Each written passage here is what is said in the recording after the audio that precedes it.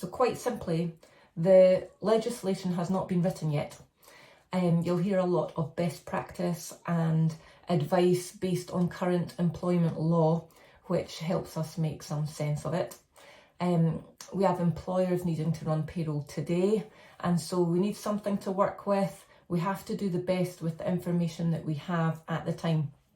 So from various reliable sources such as Peninsula Employment Law, Martin Lewis, Moneyman, and also Daniel Barnett, who is a London employment law barrister, I'll share some of our highlights as question and answers, which hopefully will help you.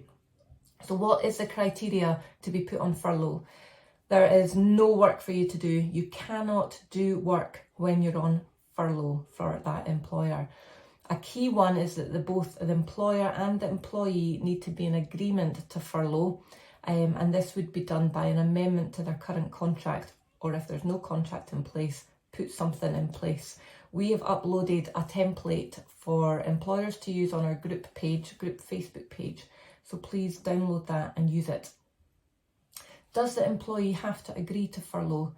No, but they would be crazy not to. The alternative is redundancy with statutory pay, which quite frankly is rubbish compared to a furlough arrangement, and it would only be based if the employer could afford to pay a statutory redundancy. So being furloughed is a much better option all round. Please accept that if you're being offered it. Can the employee take a second job whilst on furlough and claiming the 80%? Come on guys, what do you think? Look, if you have already 2 part-time jobs, that's fine. But if you're full-time and getting an 80% furloughed pay, then no, it's ethically wrong apart from anything else. The government have put in place this new rule so that you stay at home whilst still in employment. So the least you can do is be loyal to your employer and follow the guidance from the government and stay home, stay safe. With regards to the employment law side of it, Daniel stated that you will almost certainly be disentitled to the 80% pay and almost certainly committing a gross misconduct and can therefore be dismissed. So don't risk it.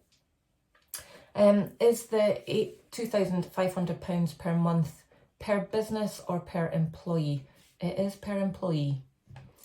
Do employees accrue holidays on furlough? Yes. Does the employer have to pay the employee 80% if they're getting that reimbursed? Yes. Does the employer have to top it up to 100%? So this is at employer's discretion, but current employment law means that the national minimum wage still applies. So if the 80% doesn't meet the national minimum wage, then the employers will need to top that up. I hope this is relaxed in the new legislation, but for now, employers, please be aware of this one. Does the employer still pay pension, tax, national insurance on furloughed pay? Yes, the pay is all subject to the same deductions in the normal way. If I have a new start due on the 1st of April, can they be furloughed? This is a tricky one. So the answer is yes within the current law, unless new legislation states otherwise, but it is open to fraud because every man and their dog might well be getting employed now and put on furlough. So I'm sure there'll be some anti-fraud measures that are introduced into the legislation with some sort of start date clause. So just look out for that and we will update you when we know more. Can we backdate to the 1st of March? Information suggests you can, but only if the employee has not worked. So remember, being furloughed means you cannot work for the employer at all, and when they're claiming furloughed pay for you. So you cannot backdate a claim if the employee has been working. It amounts to fraud.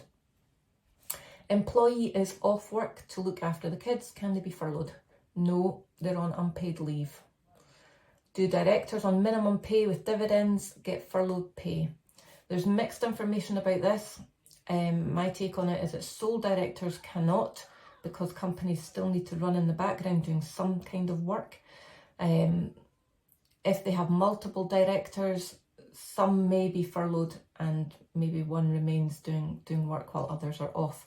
Dividends are not included. It is for PAYE employees only. What about 0-hour contracts? Again, mixed information about this. Martin Lewis says it depends on your contract, and it may be possible if you're on PAYE and the amount that you'd get would be based on February's pay. There is a distinction between a worker and an employee, so check your contract. Furlough relates to employees. Whereas Daniel Barnett says await the legislation to get clarity. I made someone redundant before the furlough announcement. What do I do? If they were made redundant due to COVID-19 between the lack of work and the government announcing the job retention scheme, then it's likely you can furlough them instead. What happens if the employer cannot afford to pay any wage or wait to be reimbursed by HMRC? So there needs to be an agreement in that case between the employer and the employee to defer the payment once payment has been reimbursed.